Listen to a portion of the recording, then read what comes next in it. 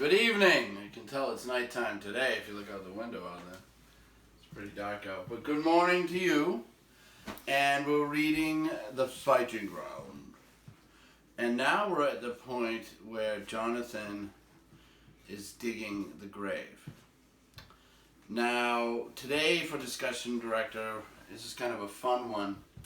You get to pick your favorite part of the book and explain why. For me, my favorite part of the book was when the boy is next to the dead body of his mother and he's playing with her hair. And that's my favorite part, not because of that's a great thing. It's not. It was pretty... but that's why I liked it. I thought it was so well written. I thought that imagery was so fantastic. And I just think that imagery sticks with you of how sad and bad war can be. With a boy playing with his dead mother's hair. I thought that was amazing. So that's my favorite part of the book because of that, because of the good writing. It's not my favorite part, It's not like that. And yours can be something funny. I know a lot of students have always picked the funny part where Jonathan's can't load his gun and the ball comes out, the bullet, and he has to fix it and put it back in, and that's always kind of a funny moment, and a lot of students like that. All right, so now we're going to hear from my wife and son about some of their favorite things. First we'll go to my wife, Hillary. Hillary, you haven't read the book, so what's your favorite ice cream then? Coffee Oreo. Why?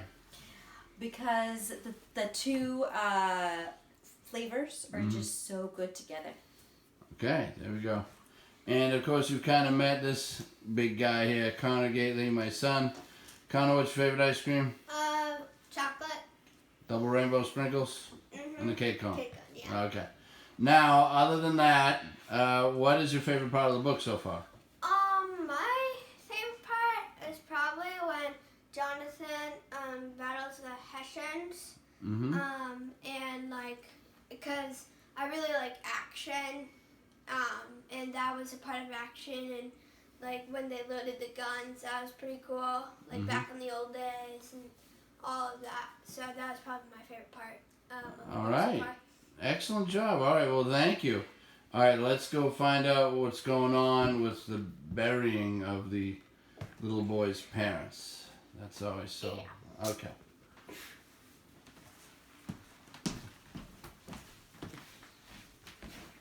All right, guys, we're on page 94. It's 735, I believe.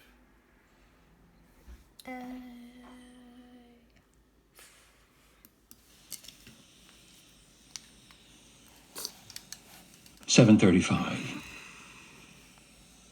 Jonathan dug until he couldn't dig anymore. Yet he knew the grave was too narrow and not nearly deep enough. The boy, his head resting on his mother's hair, had fallen asleep. Jonathan knew he had to get help. He was exhausted and covered with a damp, unclean sweat. He could do no more. He returned to the house, shovel in hand, his fury unspent. In the house it was as before, only the old one was awake. He was sitting with his big feet up on the table. Crumbs from the loaf of bread were before him. The cup lay in a small pool of blue-white milk. The bucket was almost empty. "I need some help," Jonathan said brusquely. He held up the shovel. Gradually, the soldier lifted his head and stared at Jonathan. His face took Jonathan by surprise. He hadn't fully realized until then how old the man was. It was as if the fierce mustache was a disguise. Now he saw that much of his hair was gray, and the day-old stubble of whitish beard on his face made him seem older yet. His eyes were tired. "I can't do it myself," said Jonathan, suddenly feeling defeated. "I need help," he repeated, pleading. Slowly, stiffly, the man got up and went over to where the young soldier was sleeping. He shook him hard and spoke sharply. The young soldier sat up, looking first at the old soldier and then at Jonathan. Again the old soldier spoke. To Jonathan, It sounded as if he was giving commands. Sullenly, the young soldier swung about, groped for his boots, and pulled them on. Jonathan, shovel in hand, stood by the door waiting. Staggering slightly from sleepiness, the young soldier came to the door, looked out, and saw that it had become dark. He went back to catch up a burning brand from the fire. Torch held high, the Hessian followed Jonathan. It wasn't a bright flame, only a feeble orange light, fussing and spitting in the damp air. It seemed to make the darkness darker.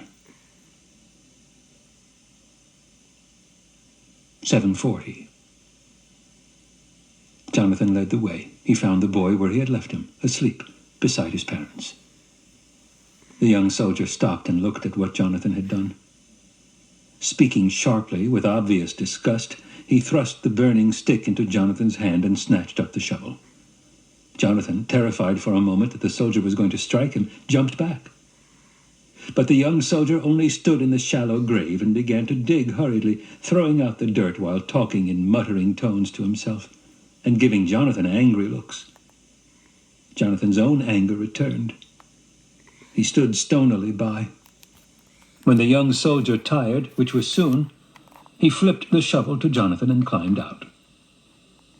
Jonathan let himself down into the grave and began to dig again, but the young soldier impatiently jumped back in, took back the shovel, and fairly flung Jonathan out of the way.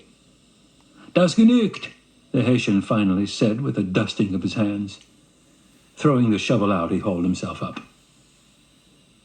Jonathan went to the boy and gently tried to rouse him.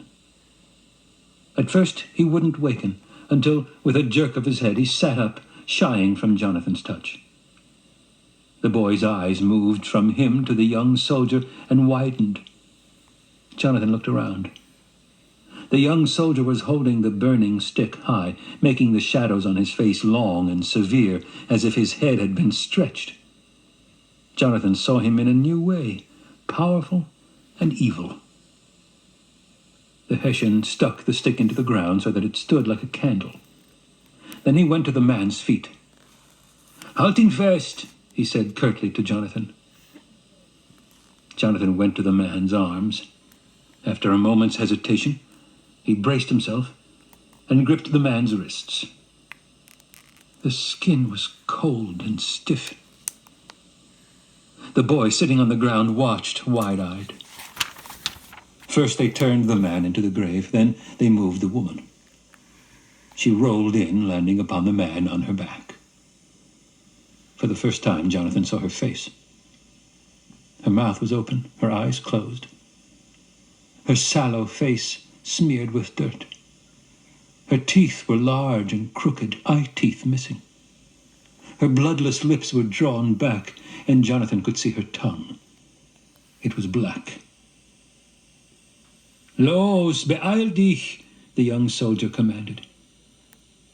He reached down and grabbed a handful of dirt which he tossed onto the couple. Then he pointed at Jonathan and made hurried motions with his hand. Jonathan reluctantly picked up the shovel. Taking earth from the pile that had been made, he began to cover the bodies. When the dirt hit the woman's face and went into her open mouth, he stopped, trying to catch his breath. Then he turned and retched. Trembling, he turned back to the grave. The young soldier grabbed the shovel from him and flung in the rest of the dirt. Jonathan stood aside, ashamed. When the grave was filled, the young soldier tossed the shovel aside and then pointed to the watching boy, making a rising gesture with his hand. Jonathan crossed over and pulled the boy to his feet. This time the boy came willingly and stood close by. But when Jonathan tried to take his hand, he snatched it away and made a fist. Jonathan fought back his tears. It was for his own sake he wished to hold the boy's hand. The young soldier closed two of his jacket buttons and touched his thin mustache as if to straighten it, an imitation of the gesture Jonathan had seen the old soldier make many times. Then, standing a little straighter, the soldier began to speak. Because of the sing-song cadence, Jonathan sensed it was a prayer and wished he knew its meaning. finishing quickly, all too quickly in Jonathan's judgment. The young soldier wiped his hands on his jacket, then, picking up the torch, made a motion to Jonathan that they were to return to the house. Jonathan looked over his shoulder. He could see the glowing oil paper window. When he bent over to pick up the boy resisted. But this time Jonathan clung to him, knowing that he needed to hold the child. The young soldier started off. Jonathan followed, feeling the soft, steady, and comforting breath of the boy against his neck.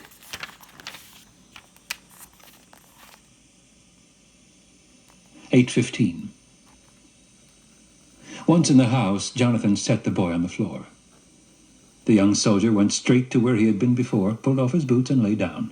Within moments, he was asleep. The tall soldier sprawled before the fire, his long body stretched full length, his head cradled in one arm. His other fisted hand was pressed against his mouth like a child's. Occasionally, he snored. The old soldier remained awake. Sitting on the ground, he had wedged himself into a corner, pipe in hand. From it, a thin line of smoke rose. He seemed to deliberately avoid looking at Jonathan or the boy. Jonathan looked at the soldiers, feeling miserable and bitter.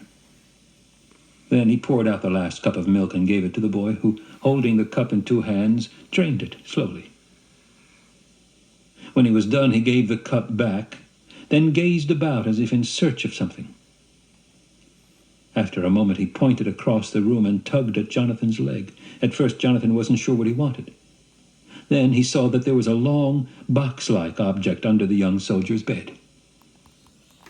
Jonathan pulled it out. The box contained a linen sack filled with straw. There was also a blanket. It was the boy's bed. The boy helped him drag it along the floor, guiding it until it sat directly under the table. The boy got in. Turning on his side, he pulled the blanket up and simply lay there, staring at the side of the box. Jonathan watched. Then he reached in and briefly touched the nape of the boy's neck, where the hair was soft. The boy shifted slightly, then lay still. Jonathan stood up. Once again he glanced about the room, his eyes meeting the old soldier's. The Hessian beckoned to him. As Jonathan nervously approached him, he realized that the Hessian was holding the rope. As soon as Jonathan was close enough, the Hessian leaned forward and quickly tied the rope around Jonathan's ankle, then tied a tight knot. Jonathan saw that the other end of the rope was fastened to the soldier's ankle. The old soldier shifted about and smoked his pipe indifferently. Jonathan suddenly felt his own weariness. He sat down as far away from the Hessian as the rope would allow, and with his back to him. He looked down at the rope, which pinched tightly. In a glance he saw that it was a knot he could untie. He felt his heart begin to beat rapidly. He quickly glanced about the room. The old soldier's head was now bent back against the wall, his chest moving with the deep rhythm of sleep. His mouth was slightly agape. From his hand, the pipe dangled and then fell, spilling sparks of red ash so that for a moment the earth floor glowed like a deep, star-filled sky. Jonathan studied the other sleeping men. He swung about on his knees and saw the boy, who was also asleep. Keeping an eye on the old soldier, Jonathan tentatively plucked at the rope that held him. Then, working with increasing sureness, he looked down and used both hands. The knot fell open. Jonathan stood up, listening to the night sounds, peepers, an owl, the scurrying of something on the roof above. He remained motionless, as if waiting for something to happen. Gradually, it came to him that he could do anything he chose to do. The soldiers, all asleep, were powerless. He could, he knew, simply walk away and be free. He could stay and be their prisoner. Or, he realized with a quickening sense of dread, he could do what any true soldier would do. He could kill them. 8:45. Do it, he whispered to himself. Do it. His eyes searched the room for the muskets. He found them in a corner, neatly stacked, the Hessians' caps nearby. Caught between the hatred he felt toward the soldiers and his fear, he remained unmoving. Do it, his own voice told himself. Do what soldiers do. Pick up the gun. Make them pay for what they've done. He forced himself to look at the old soldier. He's cruel, he told himself. A murderer. An enemy. Silently, Jonathan moved across the room and picked up his own gun. Remembering how wet it had gotten, he set it back down and picked up one of the Hessians' guns. It lay across his hands. Do it, he heard himself say yet again. It's your duty. Near the guns lay the cartridge pouches. Jonathan removed one cartridge. Carefully, his fingers trembling, he went through the loading steps. This time he did it right. The tearing of the cartridge, the pouring in of the powder, wadding the ball, stuffing it into the muzzle, setting the firing grains in the pan until it was all set. Moving as quietly as he could, he went to the door and opened it. Gun in hand, he went out onto the porch and looked back in. He knew he would have but one shot. One shot, and then he would run. One shot. Taking a deep breath, he drew back the flintlock and lifted the gun, then positioned himself in the doorway, 1 foot in, 1 foot out. His body began to tremble as he aimed the gun directly at the old soldier. He swallowed hard. He closed his eyes. For a moment he saw and heard the fighting as it had been on the road. He opened his eyes and looked at the old soldier. His teeth clenched. He could feel tears on his face. Do it! He tried to pull the trigger. His fingers would not move. He couldn't shoot. Jonathan slowly let the weight of the gun carry the muzzle down.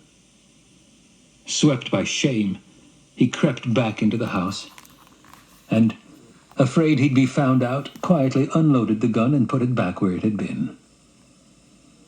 All the while, he kept wiping tears from his face with his fingers. Then, on unsteady legs, he went outside, threw himself on the ground, and looked up at the sky.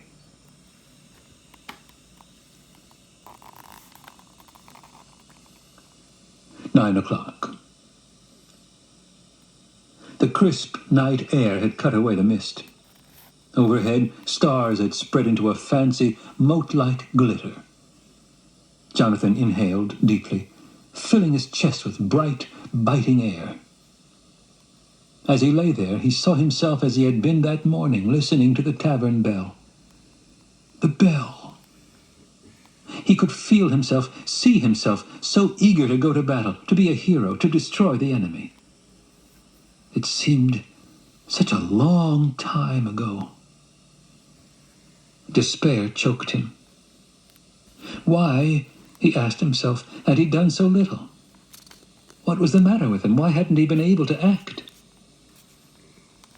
Groping, he sought some way out, something to do that might redeem him. It was then that he remembered the corporal. He had seen him on the road. He was convinced of that. Perhaps he was close by, after all, looking for him. If he was, maybe he could find him. Jonathan sat up. He would tell the corporal where the Hessians were. The corporal would act for him.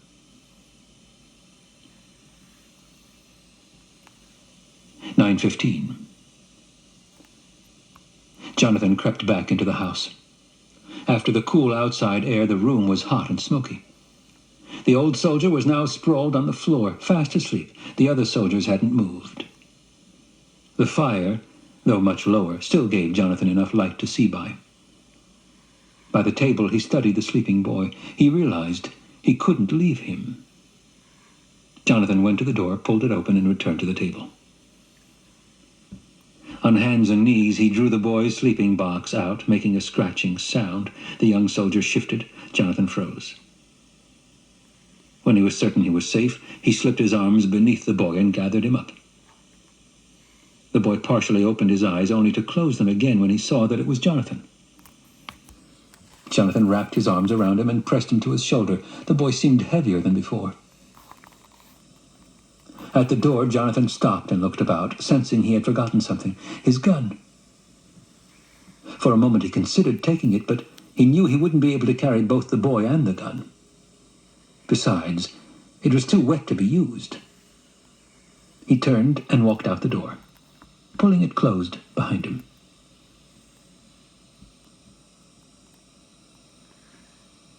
"9:30. Grateful for the moonlight, Jonathan walked a short distance from the house, holding the boy as best he could. His feet made hardly a sound.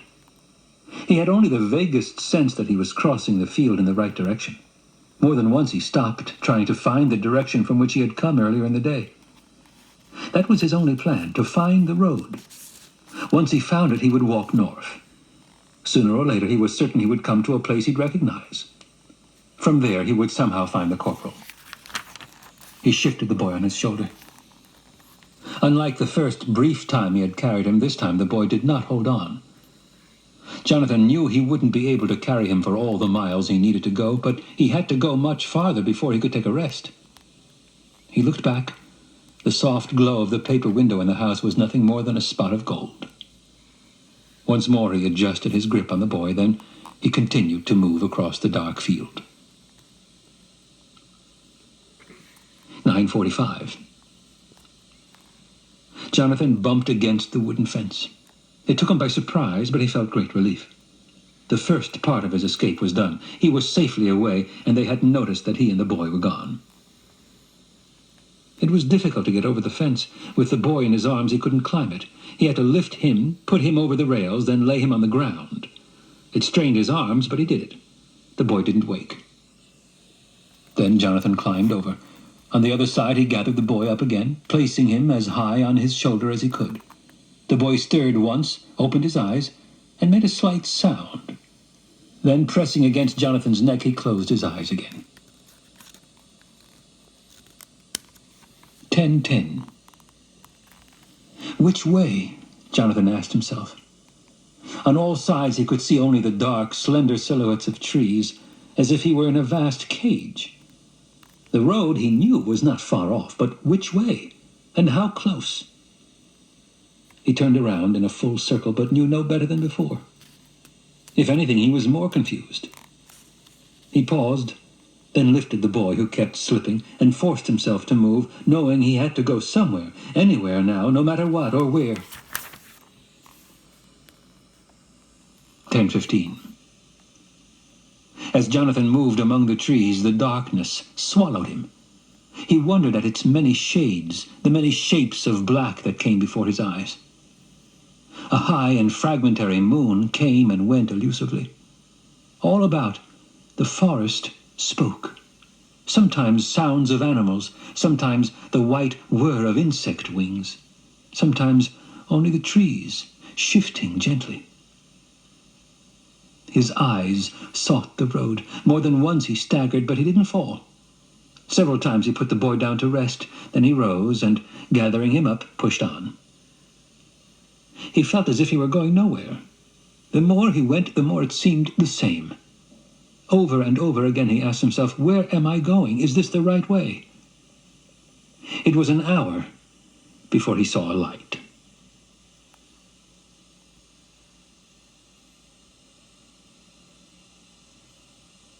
"11:20.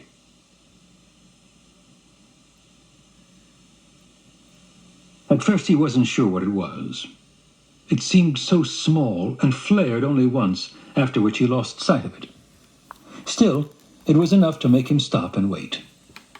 Putting the boy down, he stared at the place where he thought the light had been. It didn't return. Just when he had decided it was only his imagination, the light flickered again. This time he was certain it was real. He picked the boy up again. Holding him tightly, though his arms ached, he began to move cautiously toward the light. 11:25. He could see the fire, and he heard low, muffled voices. Nervously, he waited. The boy by his shoulder stirred and made a sound. Jonathan put a hand to his mouth, and the boy became quiet again. Jonathan gazed at the light and listened. He knew they could be the other Hessians. Americans, he prayed. Make them Americans. Still more cautiously, he moved forward, trying to feel his way without making any sound, trying to see through the dark. As he drew closer, he could make out at least 6 forms hunched around the fire. He crept forward. Soon he began to hear hushed words, and he strained to catch the language. German or English? Halt! A form loomed up. Jonathan spun around, wanting only to flee, but when he turned, another person stood to block his way. That man was facing the fire. It was the corporal.